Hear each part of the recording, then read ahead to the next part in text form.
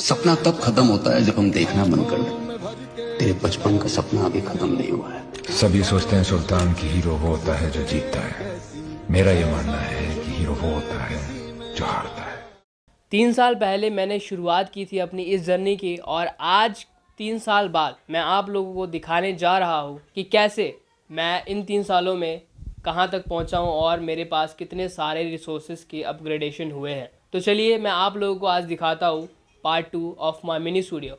अगर आप लोगों ने अभी तक मेरा पार्ट 1 नहीं देखा है तो आप जाइए और आप पार्ट 1 देखिए, क्योंकि उस पार्ट 1 में आपको पता चल जाएगा कि मेरे पास कितने सारे रिसोर्सेज थे और कैसे मेरी जर्नी की शुरुआत हुई। I had only a table जो कि मैंने अपने कज़न से लिया था, और एक फ़ोन जिससे मैं अभी शूट कर रहा हूँ। दूसरी चीज़ मेरे पास थी माउस और कीबोर्ड उस समय पे।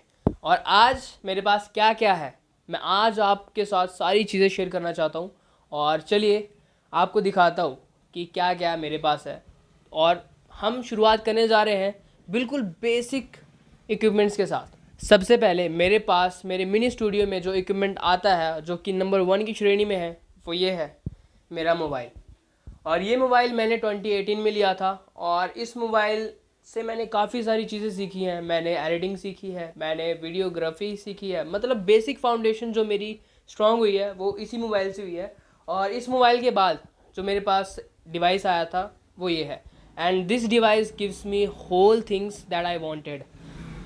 चाहे वो वीडियोग्राफी के दौरान एक क्वालिटी की बात करूं या वीडियो एडिटिंग की बात करूं, क्योंकि समय के साथ साथ जो सॉफ्टवेयर्स की साइज़ है वो इंक्रीज़ होती गई, तो हमारा ये बेचारा कमज़ोर हो गया। फिर उसके बाद हमने इस पर शिफ्ट किया था।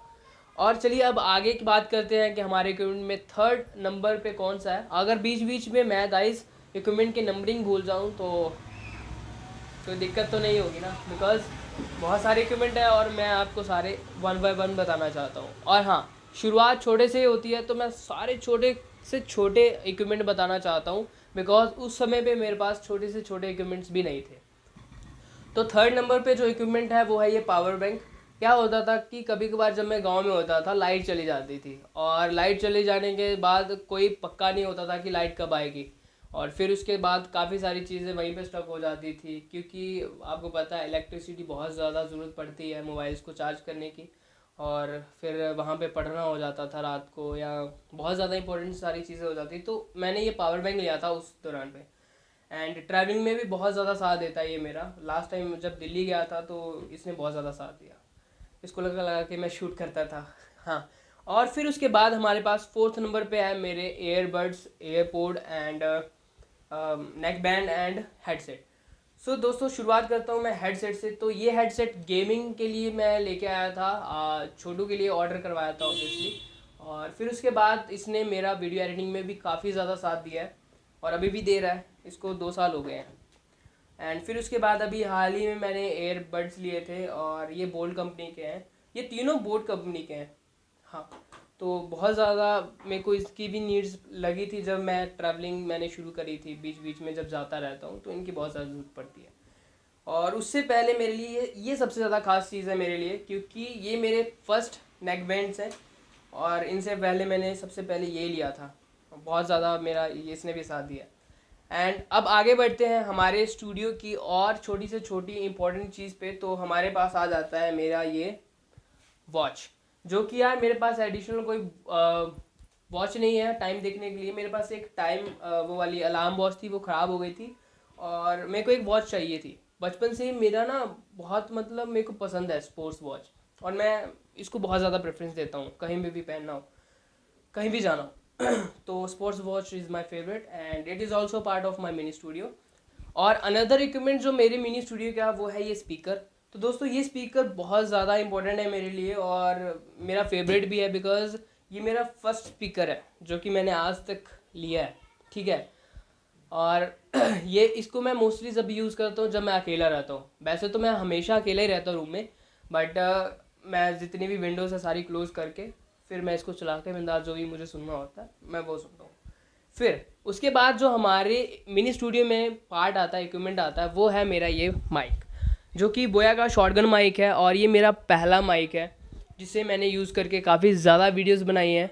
बट कभी ना कभी होता था कि जब इसको मैं बाहर लेके नहीं जाता था, क्योंकि कभी बारिश हो रही है या कभी ज़्यादा सिचुएशंस ऐसे आ रही है, तो मैं इसको ज़्यादा लेके नहीं जाता था, क्योंकि भाई पहला माइक है और हमारा जो अर्निंग सोर्स है वो ज़्यादा है नहीं, तो इसको मैं ज़्यादातर सेव करने की कोशिश करता हूँ, क्योंकि इंडोर मेरे को शूट करना होता तभी इसको यूज़ करता हूँ।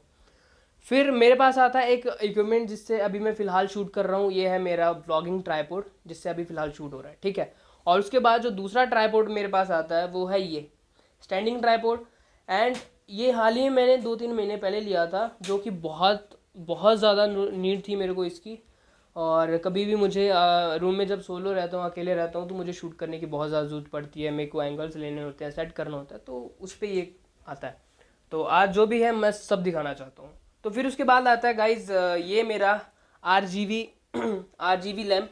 मेरे को कुछ सिनेमैटिक शॉट लेने हो तो ये बहुत ज़्यादा मेरी मदद करता है लाइट्स में, ठीक है। मैं ज़्यादातर एक्सपेरिमेंटल इंसान हूँ, तो मैं एक्सपेरिमेंट्स करता रहता हूँ। फिर उसके बाद आता है मेरे मिनी स्टूडियो का और एक पार्ट है जो कि मेरा फेवरेट पार्ट है इस रूम का।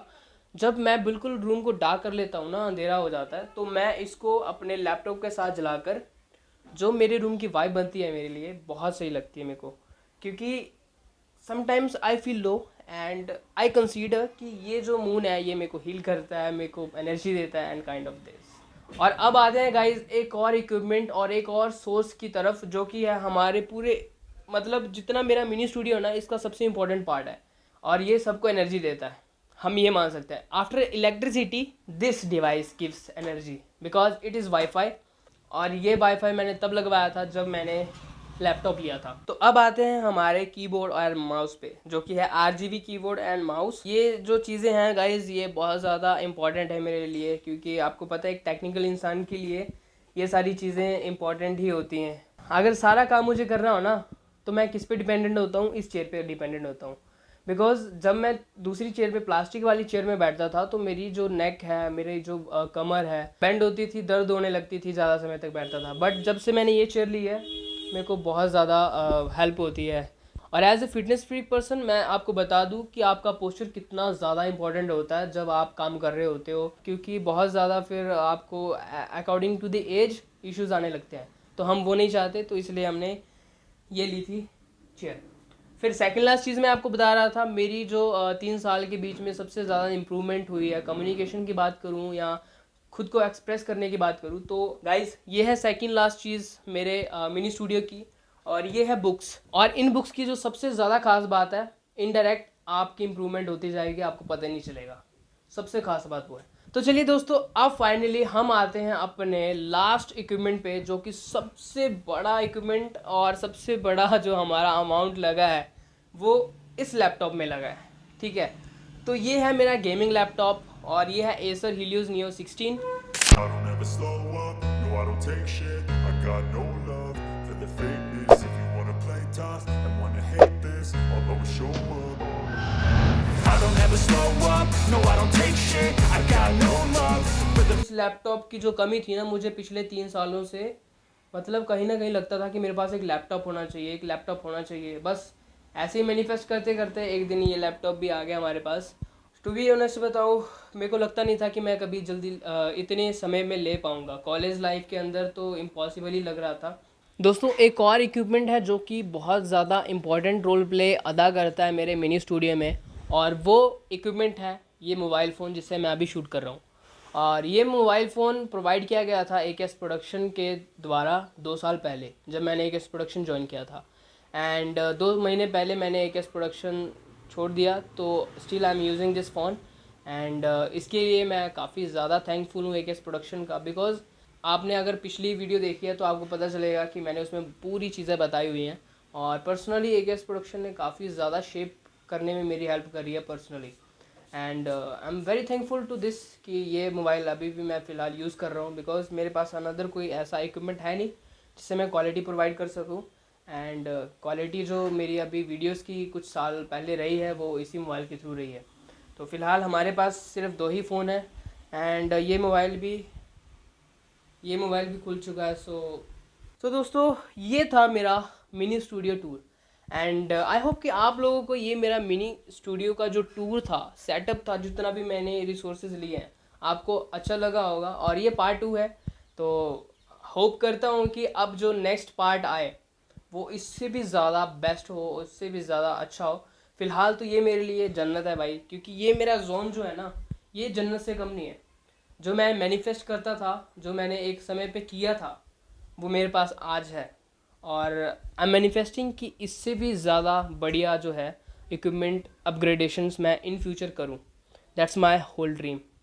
एंड खुद का एक स्टूडियो हो, बहुत बड़ा स्टूडियो हो, और ये जो मिनी स्टूडियो है वर्ड सिर्फ एक स्टूडियो में आ जाए।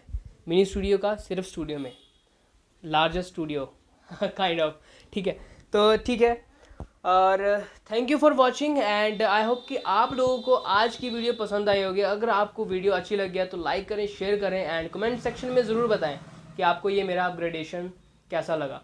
मानता हूँ कि 3 साल की जर्नी बहुत लंबी होती है और इतने में काफ़ी सारी चीज़ें लोग अपग्रेड कर लेते हैं, बट दोस्तों जैसा कि पेशेंस के साथ चलने में काफ़ी ज़्यादा चीज़ें लग जाती हैं, है ना, टाइम चला जाता है। मोस्ट इम्पोर्टेंटली टाइम और पेशेंस की ज़रूरत पड़ती है। एंड कंसिस्टेंसी है ही ऐसी चीज़ की वो एक ऑप्शनल चीज़ होती है, प्रोबेबिलिटी होती है उसकी, है ना।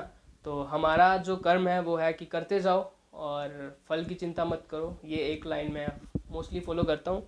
सो thank you for watching once again and मिलते हैं अब नेक्स्ट एपिसोड में। बाय।